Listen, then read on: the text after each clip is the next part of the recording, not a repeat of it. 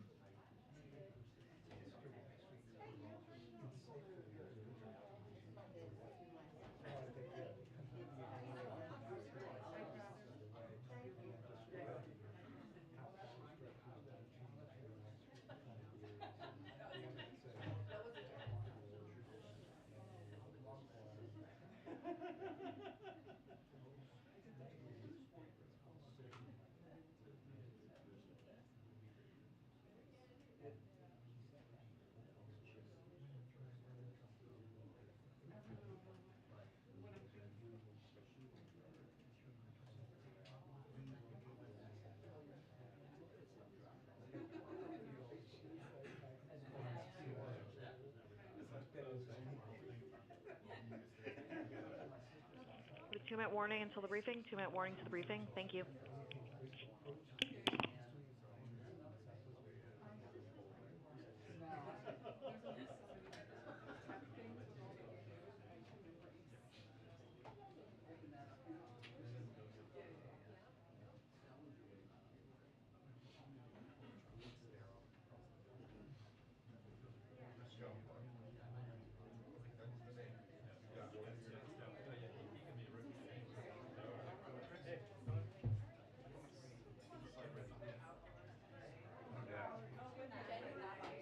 Always one, man. Always one. And I'm the one. Always. Folks with the common parts are so pushy. I tell you what, we are a trotty lot. Hope Jen's ready. Yeah, I know. You and Vic. Know what she said.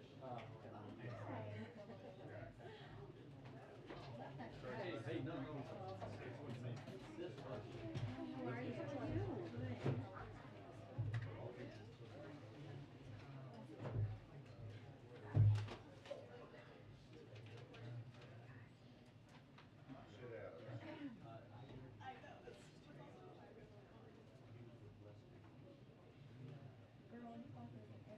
I did, and you should. I did. I have 4 pairs of them. I waited until each of them was on sale, though. I didn't pay full price for any. I have these 4 colors. I always forget her. They're super comfortable. They're rockable, and they are like a step above like a flat, but not quite heel in my mouth. Yes. No.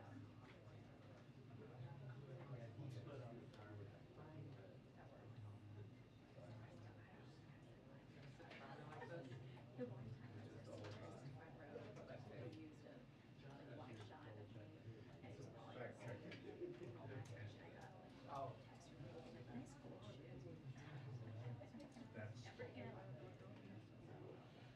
nice cool shoes. This young one, I remember just as the name was so distinct. We're delayed until 2. That's delayed until 1:30. And SEMA is in the manager of the Odyssey. No, it's a 2-minute program. And just like, so this is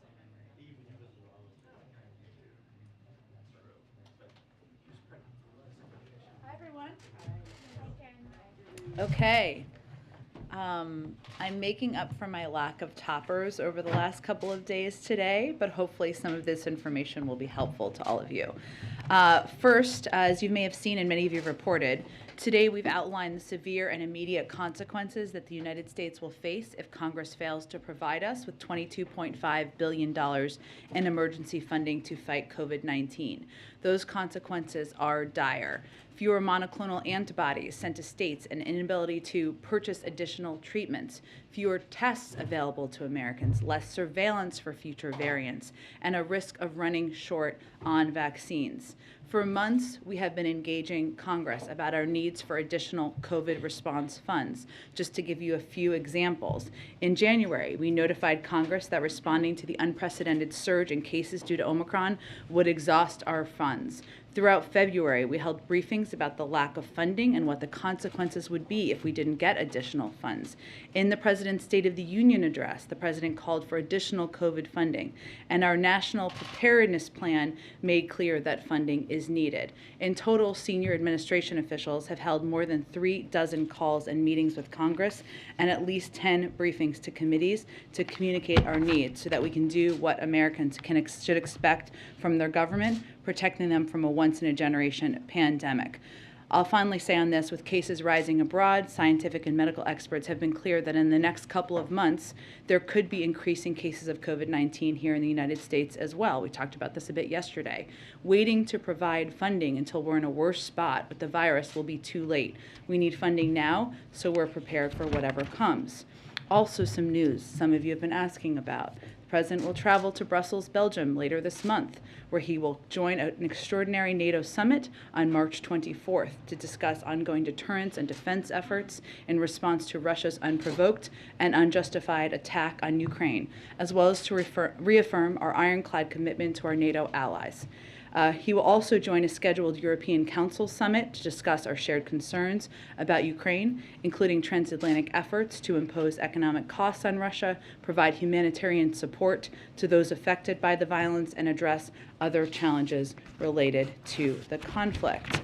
I also wanted to note, because there has been so much information we've been putting out and so many sanctions we've put into place, some of the economic impacts that we're seeing in Russia, just to give you all an update on that. We've made President Putin's war of choice a strategic failure. The unprecedented costs we've imposed with allies and partners have reversed 30 years of economic progress, something President Putin himself pushed for, and that has happened in less than a month.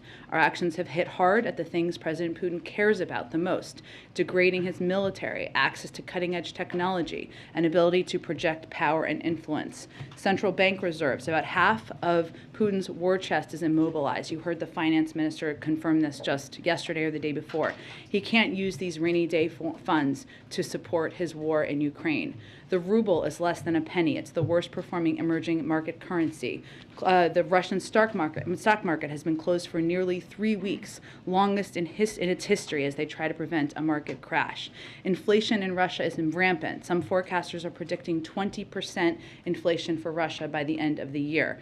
And trillions of dollars in businesses have been disrupted by sanctions, putting the Russian financial sector under severe stress. The economic outlook, if you look at the economic outlook for the country, forecasters around the world are projecting a collapse of the Russian economy. The Institute for International Finance projects a 15% downturn, down from a projected growth rate of 3% before Russia's invasion of Ukraine. And the private sector, as many of you have reported on, is withdrawing. Many companies, major companies in the financial, energy, and other sectors are leaving. JP Morgan, Goldman Sachs, Western Union, ExxonMobil, Shell, and more are pulling their operations out of the country.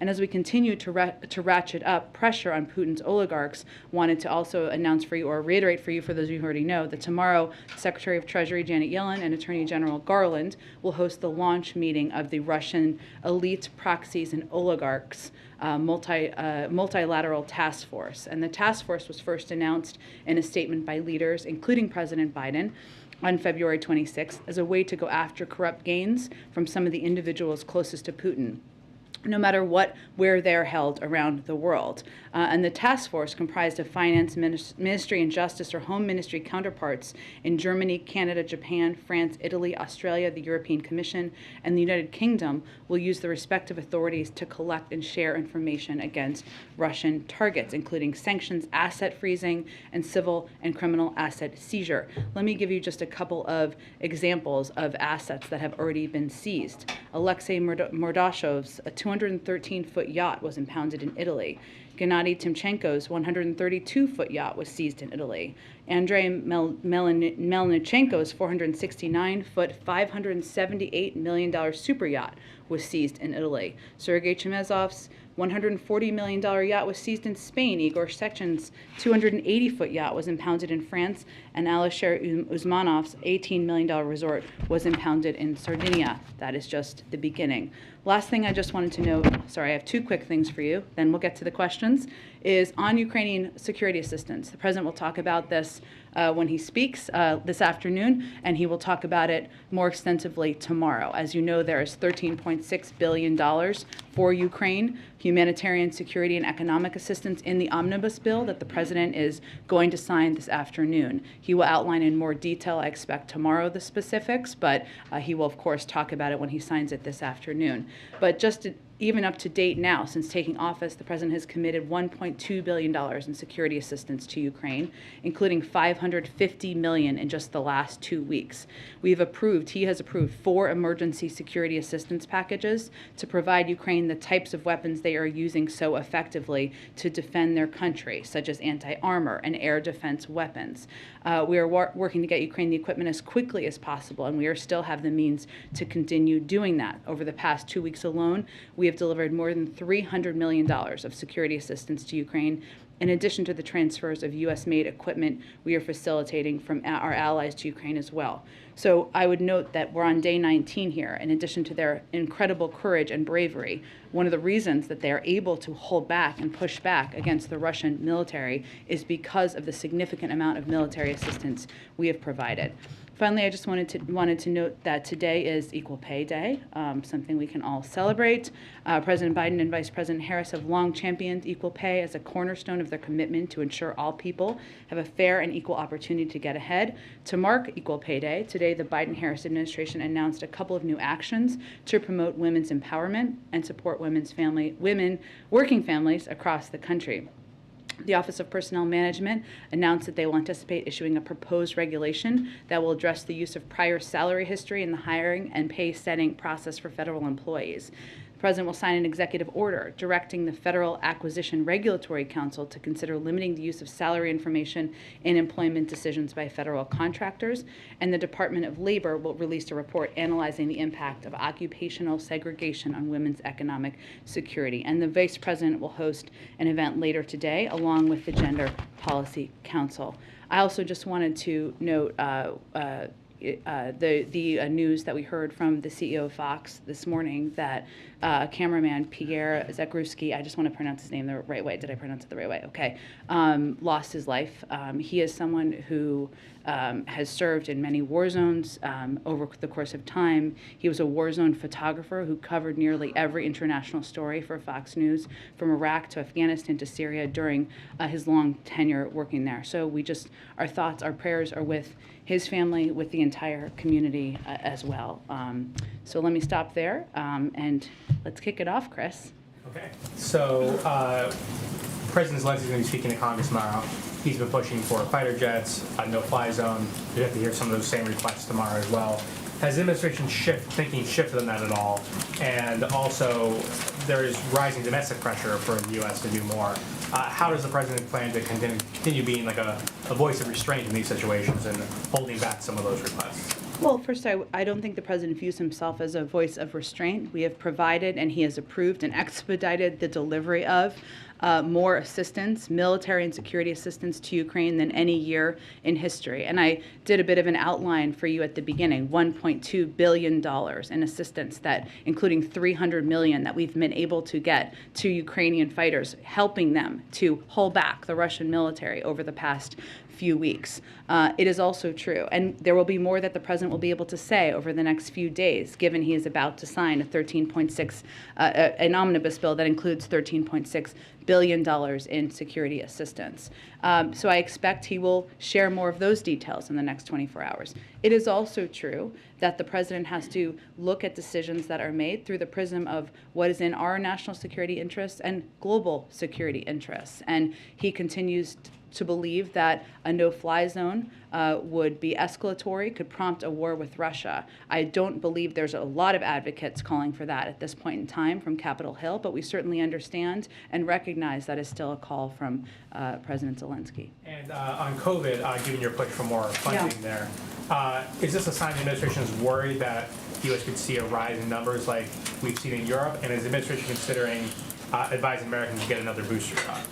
Well, any decision or recommendation about a booster shot would be made by the CDC. But as we've said from the beginning, we always want to be prepared for any scenario that may come up, right? And we have also said that while we have made an enormous amount of progress in vaccinating Americans and getting Americans boosted and providing free masks and free tests to people across the country, that we are still continuing to fight the pandemic. And if we wait too long, we are not going to be able to continue a lot of the programs that are so effective. And just to give you some more specifics, we are going to run out of our supply of monoclonal antibodies by June. We will be unable to maintain our testing capacity beyond June. We can't purchase additional courses of Evusheld, and our existing supply will likely run out. This is a treatment for the immunocompromised by the end of 2021. 2022. The fund that reimburses doctors and other medical providers for caring for uninsured individuals will be scaled back this month and end in early April. So those are just some of the examples of where the American people could be deeply impacted if we don't get funding from Congress. There is not a secret plan. There is not another option. We need money in order to continue to supply these programs. And one last thing, sorry, just back on the Ukraine thing. Yeah. You said obviously no-fly zone is viewed as escalatory, but I noticed you did not say anything about the fighter jet requests.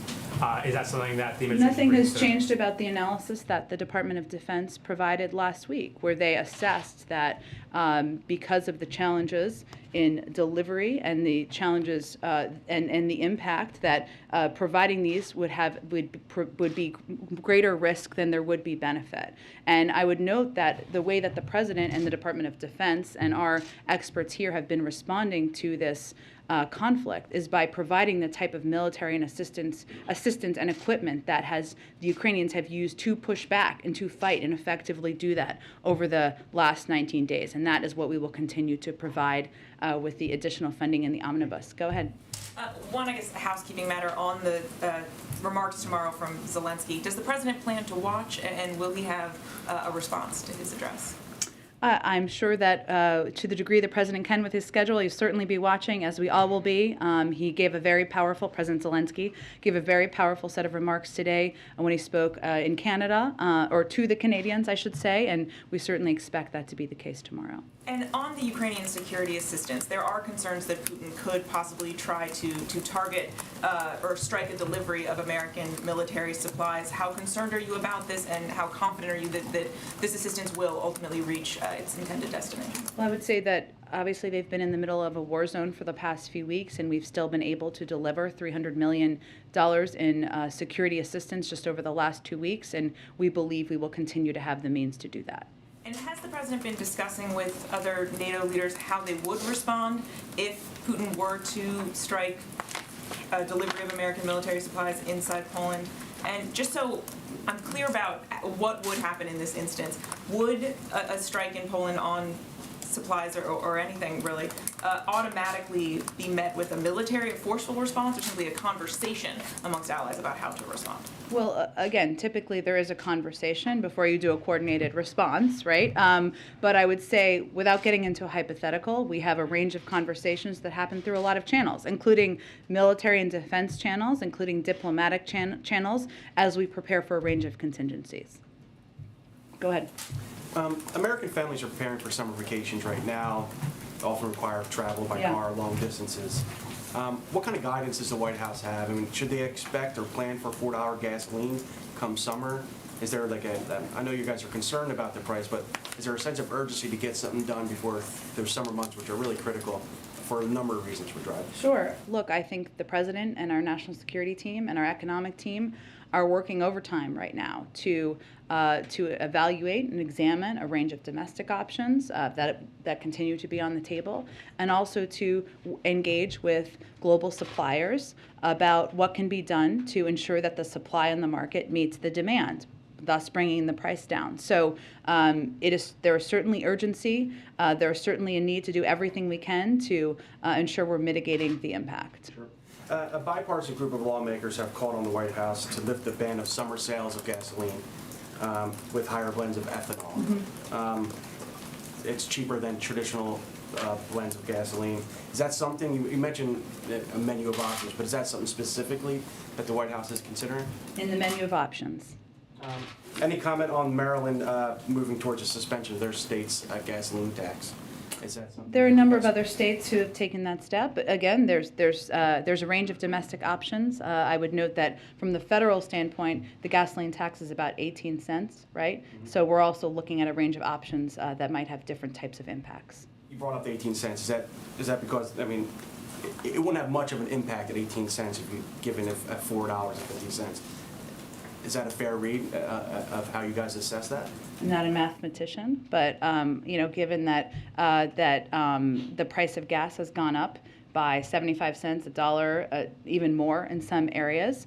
We're continuing to look at a range of options, and obviously ensuring that there is, or taking steps to ensure there's more supply in the market, because the oil market is a global market, is a big priority and a focus for us. But we're looking at a range of domestic options, including all of the ones you mentioned. Just no decision has been made at this point in time. Go ahead, Caitlin. Thanks, Jen. You confirmed President Biden is going to Brussels next week. He's going to attend the NATO Summit and the European Council meeting. Is he also going to go to Poland, as has been reported? We don't have anything more yet about his trip to announce. Should we expect anything when it comes to the refugee crisis aspect of what's been going on? We're still working through the final details of the trip and what it may look like, but I don't have any more details at this point in time. And what is his goal going into this trip? And is there any chance that he sees President Zelensky while he's there?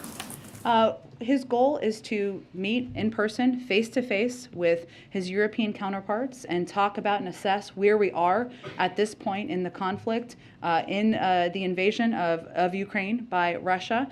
We've been incredibly aligned to date. That doesn't happen by accident. The president's a big believer in face-to-face diplomacy, so it's an opportunity to do exactly that. In terms of a meeting with President Zelensky or an engagement with President Zelensky, we're still finalizing the trip at this point in time. But that's an option? Nothing on the table at this point in time, but the real focus right now is to meet with NATO partners in Brussels. If there are additional steps, we'll share all those details with all of you. And on President Zelensky's address tomorrow, of course, he is expected to ask for more assistance, as my colleague noted. A lot of the U.S. positions on that haven't changed, as you just said, when it comes to the no-fly zone. But on the aircraft specifically, the Pentagon said last week that Secretary Austin said they do not support the transfer of additional fighter aircraft at this time. Is that still the United States' position?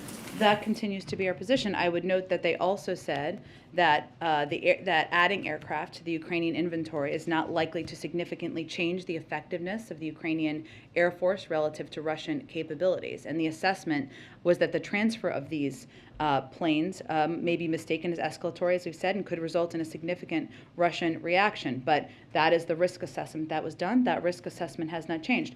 I would note that certainly we expect, as he should, President Zelensky, to ask for more money. We are in touch with his team on a daily basis. We're not waiting to hear tomorrow what may be on his mind. We are very closely engaged with the Ukrainians, and that what hopefully will be of interest to him is the significant amount of security assistance that is in the omnibus that we'll be able to detail soon. Just to clarify, has he told the White House what he plans to ask for tomorrow? That's not what I'm suggesting, but the president had a nearly hour-long call with him on Friday, and we talk with his team every day. Thank you. Go ahead, Ash. You mentioned before that President Zelensky gave an extremely powerful set of remarks to Canada, and you expect something similar tomorrow to Congress. I was wondering if you could talk about how the administration plans to handle that sort of very emotional appeal where we expect him to be asking for certain things which President Biden has already made clear he's not willing to provide. Well, I think that, one, what is encouraging in this moment of tragedy is that there is bipartisan support for the strength and the courage of Ukrainian leadership and President Zelensky and the fight that they have been waging for the last 19 days. I would say that without knowing what he's going to say tomorrow, we certainly are familiar with what the asks have been. We have provided our own assessment of what does make sense and doesn't make sense. And what I would note is that we do have a range of the president and our team has fought for additional assistance in the omnibus package the president is signing this afternoon, which hopefully we'll have more details on in the coming days. Go ahead. Thank you, Jen. To follow up on that, Zelensky and other Ukrainian officials have made so clear that what they believe they need the most is more warplanes and fighter jets. So why is the U.S. assessing something different?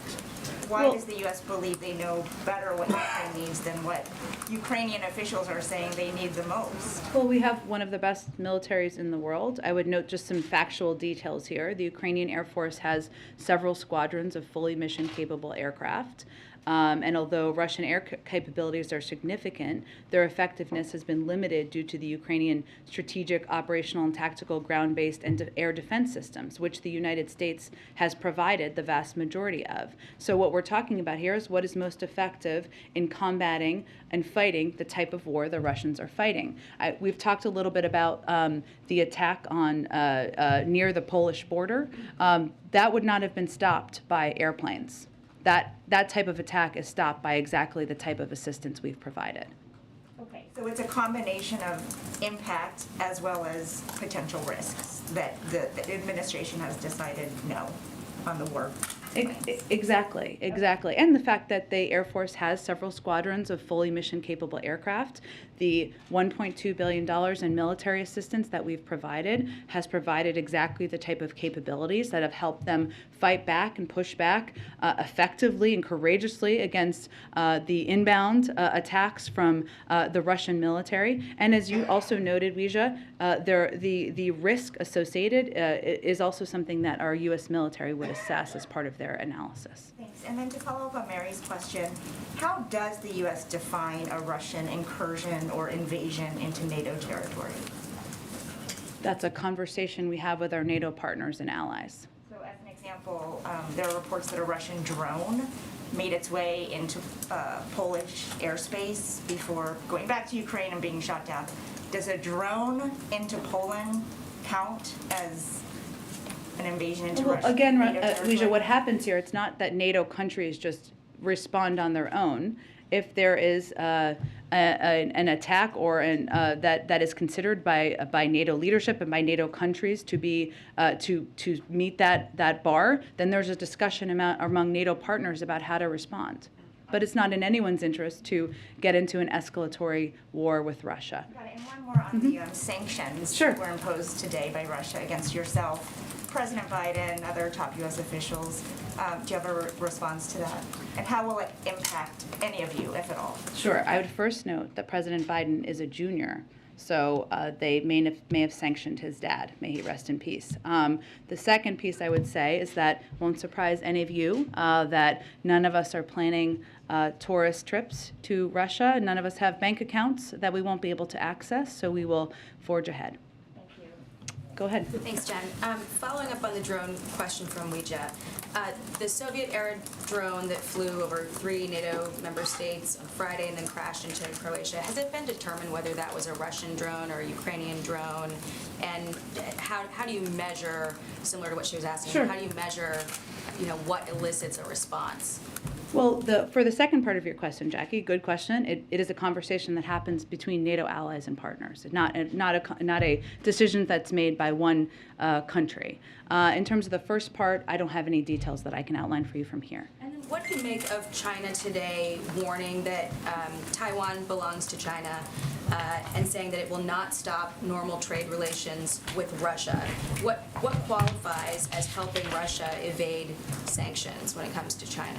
Well, let me note that one of the during the lengthy conversation that our national security advisor had with his counterpart, he also reiterated our One China policy based on the Taiwan Relations Act, 3 communiques and 6 assurances, and underscored concerns about Beijing's coercive and provocative actions across the Taiwan Strait, which is, of course, our position publicly, but is also something that he took the time to reiterate during this conversation.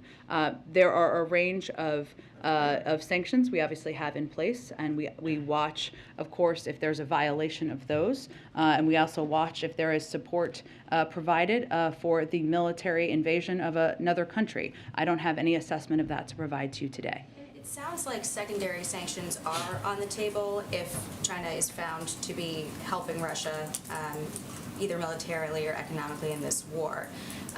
So why not be specific about the kinds of sanctions that we're considering, given that this administration's position is the mere threat of sanctions should be a deterrent? Well, we're going to have those conversations directly with China and Chinese leadership, not through the media at this point in time. I would note that when our national security advisor was having his meeting yesterday, he was very direct about the consequences. He made clear we're going to be watching closely, made clear that it's not just us. The decisions that China makes are going to be watched by the world. So that is how they focus the meeting, but in terms of any potential impacts or consequences, we'll leave those through private diplomatic channels at this point. One last one on Zalenski tomorrow. It sounds like we're pretty dug in on our position when it comes to the no-fly zone, when it comes to the MiGs, despite this growing bipartisan call in Congress to shift a little bit. So, to put it bluntly, is Zelensky wasting his time tomorrow asking for these things? Well, I would say because of the passion and the courage and the bravery of President Zelensky, there has been support for expediting the delivery of a historic amount of military and security assistance and weapons that have helped him and his military fight back against the Russians.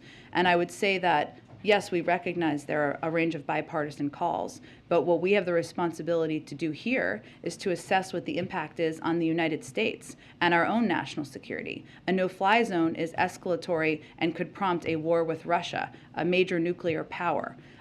Providing the planes, our military did an assessment that's based not just on the risk, but whether it would have a huge benefit to them. They assessed it would not, because they have their own squadron of planes, and because the type of military assistance that is working to fight this war effectively is the type of assistance we're already providing. What about Estonia, though, calling for a no-fly zone? They're a NATO member. They share a border with Russia. How do we view their calls for a no-fly zone?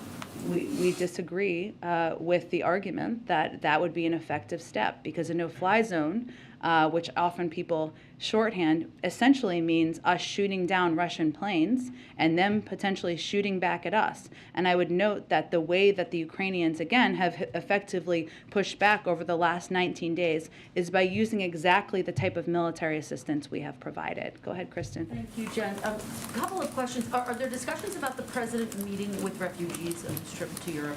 It's a good question, and obviously we have provided, and he'll talk about this afternoon, historic amounts of humanitarian assistance, a great deal of that focused on helping refugees. There's going to be more in this package, but we don't have additional details beyond what I just announced at the top of the briefing. Okay, to follow up on Ouija's question quickly, Russia sanctioning various top officials here, I understand you're dismissing it. However, does the president see that as an escalation of any kind? Again, I think we are confident that if we need to have continued, and we will need to have direct and indirect conversations with Russia, we will have the ability to do that. But it's related to, and I don't have anything official aside from the reports. I don't know how their sanctioning process works. I only know how our sanctioning process works. But it relates to the impact typically on bank accounts or travel that's not diplomatic. I want to ask you again about the conversation about sending these MiGs. Former ambassador to Ukraine, Maria Ivanovich, has been quite outspoken recently, and she said we need to mitigate risk, but it's also true that not taking greater action comes with a risk as well, because Putin is a bully and he only understands strength. Is the president showing enough strength against Putin? The president has rallied the global community to put in place a greater set of financial sanctions package than has ever been done for any economy in the world. It wouldn't have happened without his action. I just outlined for you at the top, which I think it's important to note, the crippling impact this has had on the economy. They are where they are at this point in time. I think we all have seen reports, and we have confirmed many of them, that they did not expect it to take this long. They did not expect their military to not make as much progress as they have made.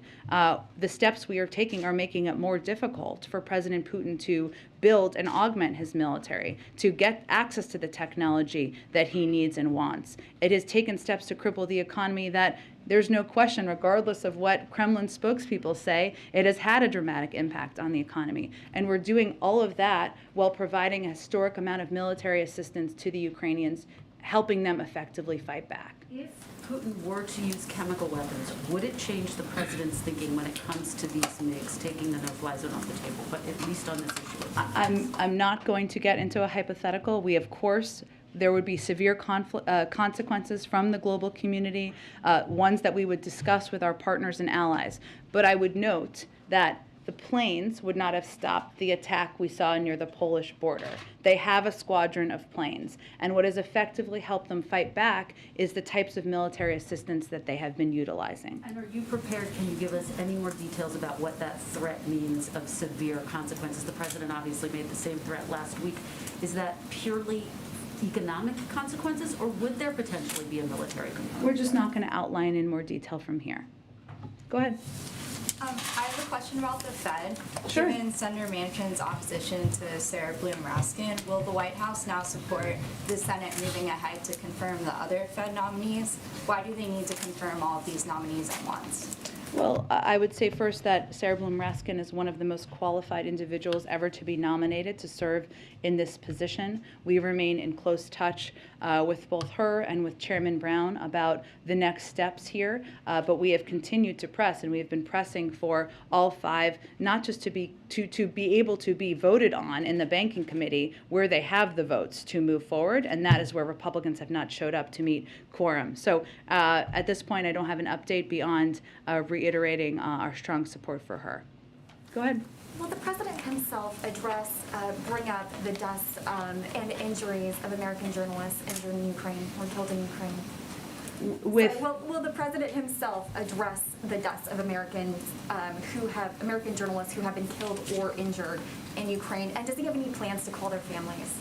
I'm not going to outline private conversations from here at this point in time. Obviously, these families are in a moment of mourning right now, and so beyond that, I think we're just respecting their space and time. Go ahead. If I could really briefly, just going back to COVID funding.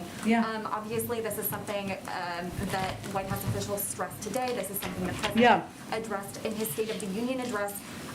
But if this is so important for the president and the White House, will he meet with Republicans individually? Will he make his case to them personally?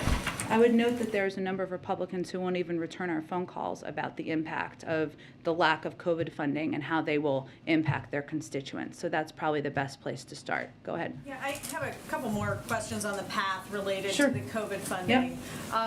How the heck are you going to get it through Congress? You have Republicans in the Senate who are making it very clear, leadership saying that there is no Republican support for moving any more money for COVID relief because they believe the White House hasn't made a strong enough case that funds can't just be moved around to fund these priorities. Sure. Well, we have been making that case publicly and privately back to earlier this year. So those are the facts. We've also been, as I just noted, attempting to engage with and have these conversations with, of course, Democrats, but also Republicans. COVID doesn't discriminate just by party at all. I think what we're trying to do is really be very clear and direct about what the impacts will be. I mean, some of these programs, funding for treatments for immunocompromised, providing free tests and masks, providing free boosters and vaccines, those will impact millions of Americans potentially in this country, regardless of their partisan affiliation. So what we're doing, we're going to, of course, leave the process and the vehicle up to Congress. We are encouraging them and aggressively calling for them to move these resources immediately. And what we've tried to do is break down what the impacts are going to be on different states and also when specific programs will end so that it doesn't feel like just a number, but feels like a direct impact on programs and people's lives. In terms of whether money can be moved around, I know you've said before that it can't be moved around. What we're hearing from the Hill is that they believe there's about $100 million that could be shifted. And certainly there was an agreement with the four leaders to shift funds that fell apart in part because governors balked.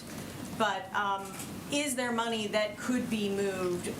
Do these dire consequences have to start next week, or could funds be shifted and then later allocated? Well, the opposition, as you note, prevented that from being a portion of what moved forward, right? I don't know that opposition has changed at this point in time. But also, it's important to note that we believe that this should be provided on an emergency basis.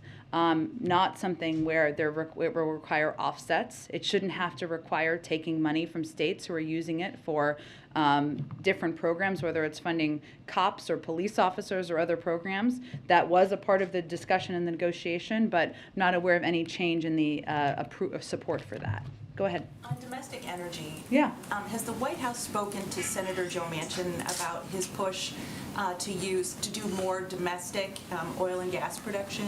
I know that Senator Manchin has been interested in the president using the DPA, the Defense Production Act, to complete that pipeline from West Virginia to Virginia, the Mountain Valley pipeline. Is the White House interested in that? Well, we've engaged with a range of members, Democrats and Republicans, including Senator Manchin, about a range of ideas they have. That's why so many things are on the table. I would note that the use of the Defense Production Act, broadly speaking, would mean you're paying a company to do what they already have the capacity and the ability to do. We know there are 9,000 unused and approved oil leases right now that these oil companies could tap into and do more in. In terms of the building of a pipeline, that does not sound like it's an immediate solve for what we're seeing right now is an increase of costs at the gas pump.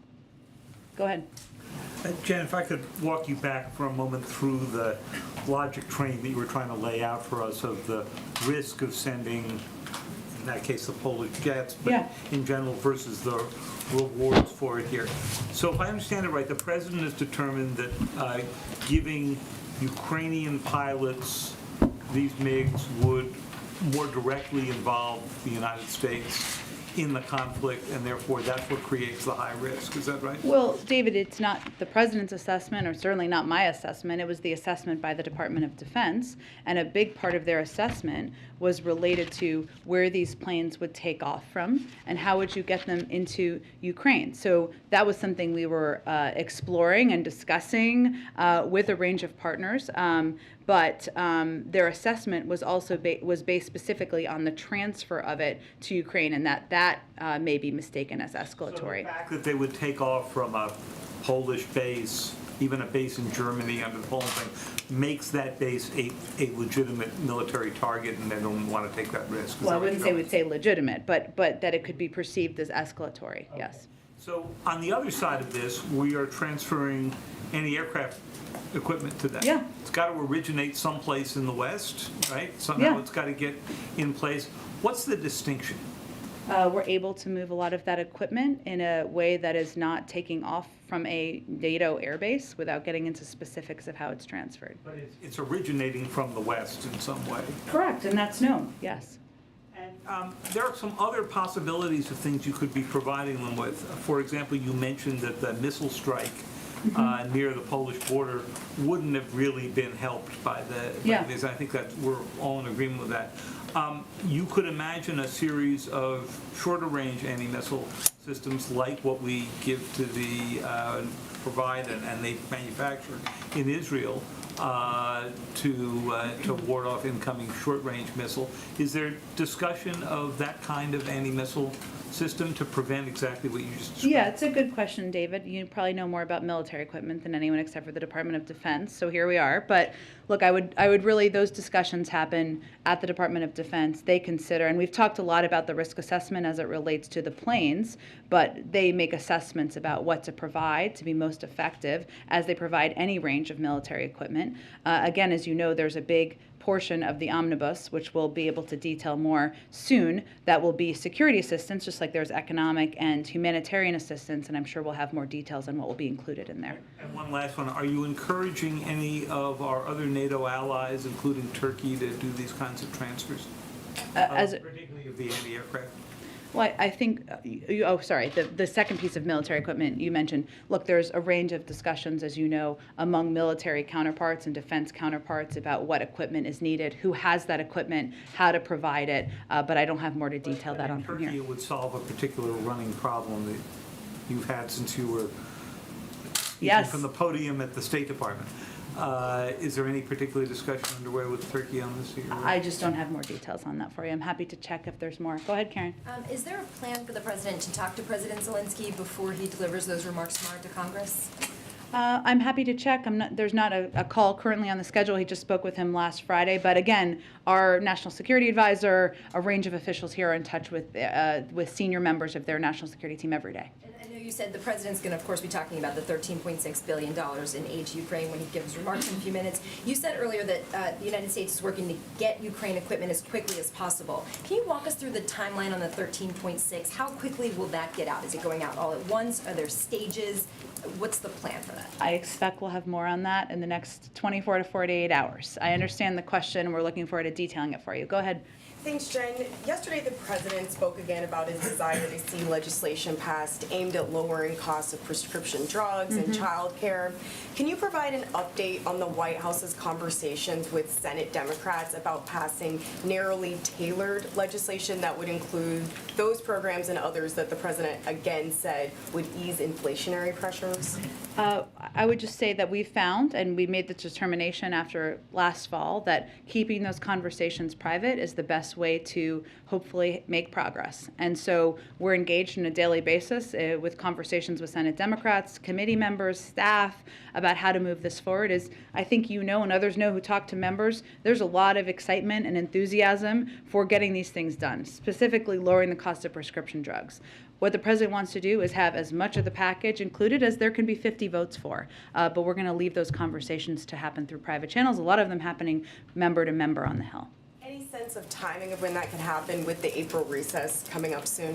Again, I'm just not going to provide an update from here because we feel that these talks are best kept between members and kept between conversations we have with our staff and them. Sure. And speaking of Senate Democrats, the Senate Judiciary Committee will hold its hearings next week on the president's Supreme Court nominee. How is the White House preparing for those hearings, and specifically, how is it preparing Judge Jackson for the scrutiny that she could come under from Republicans who sit on that committee?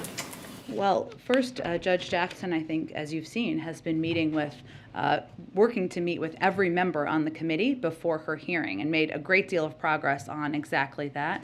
I think I would note that you've heard members come out, senators come out of who agree with us on very little, who've come out and conveyed that she's qualified and that they had good conversations with her. So that's part of it. As soon as she was nominated, she started practicing and studying and preparing, which I don't think surprises anyone who's looked at her impeccable credentials and record to date.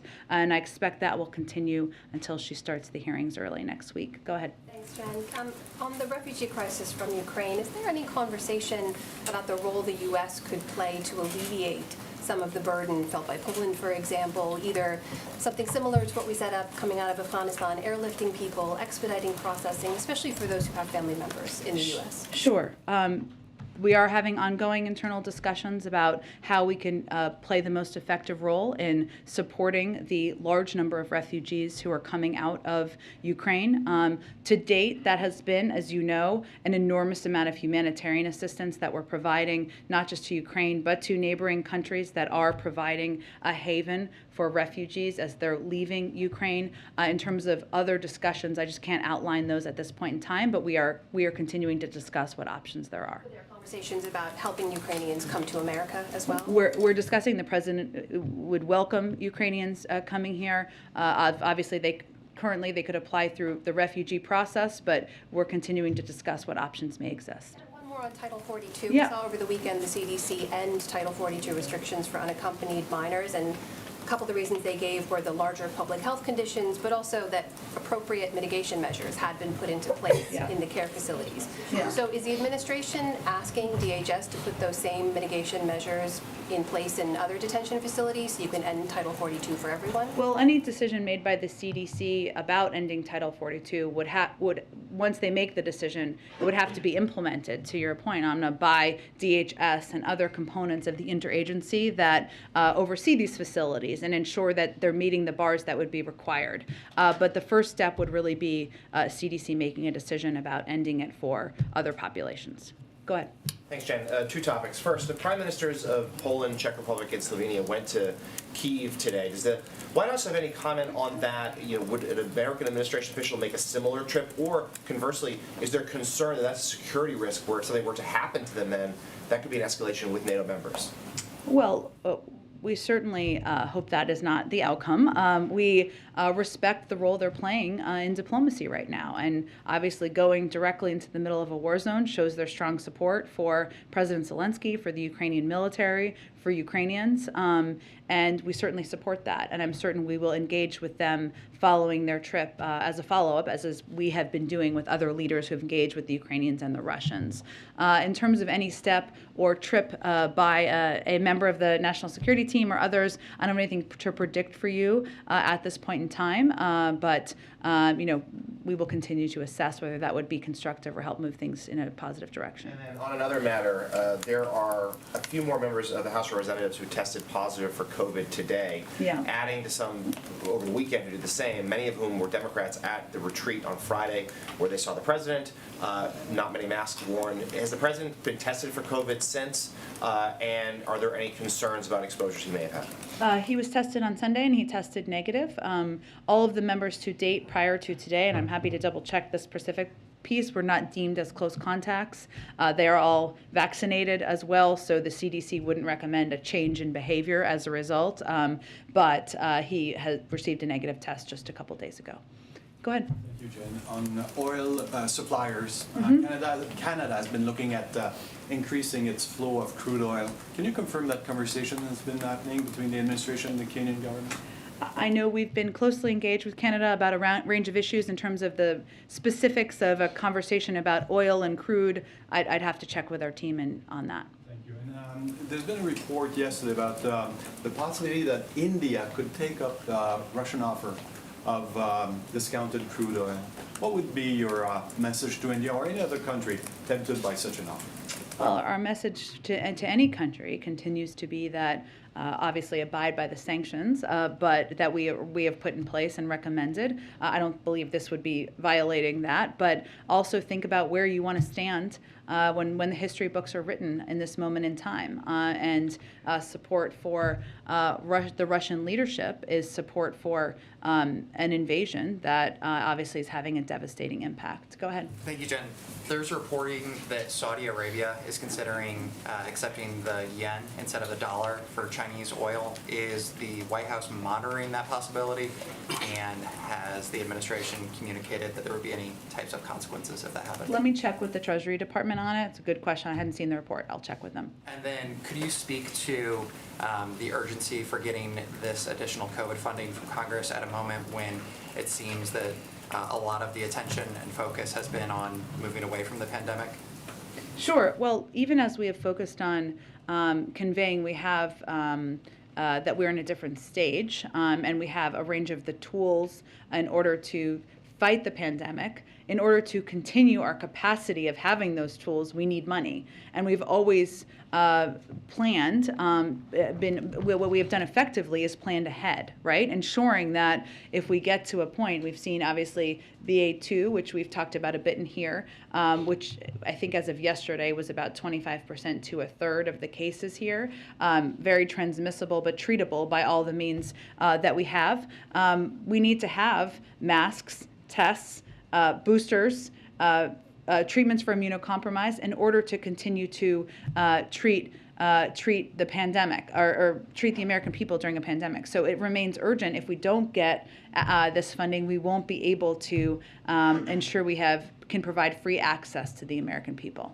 Go ahead. Hey, Jen, just to confirm, the U.S. and our allies, we're publicly arming the Ukrainians, but we're deliberately avoiding shipping from NATO countries to Ukraine? That's not what I said. What I said was planes taking off from a NATO base.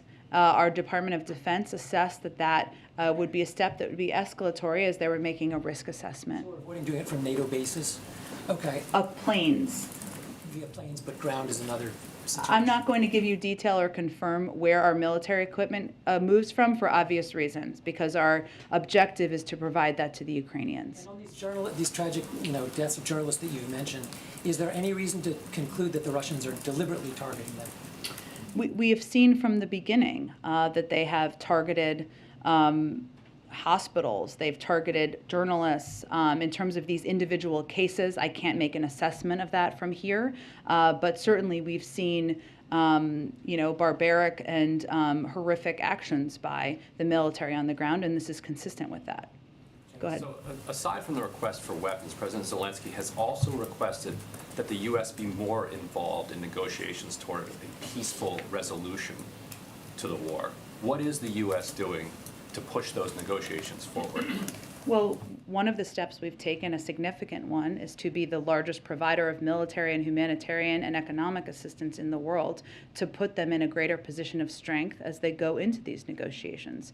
We also engage and talk to the Ukrainians on a daily basis, and the president and this national security team has rallied the world in being unified in their opposition to the actions of President Putin. So those are the steps we're taking. We also engage oftentimes before and after any conversations that any of these global leaders are having with both Russians and Ukrainians, and encourage them to make sure they're engaging with Ukrainians directly. So would Zelensky be empowered by the United States to reach an agreement with Russia and have U.S. sanctions released as a result? Well, he's the leader of Ukraine, so he's empowered to have a negotiation with Russia, and we're here to support those efforts.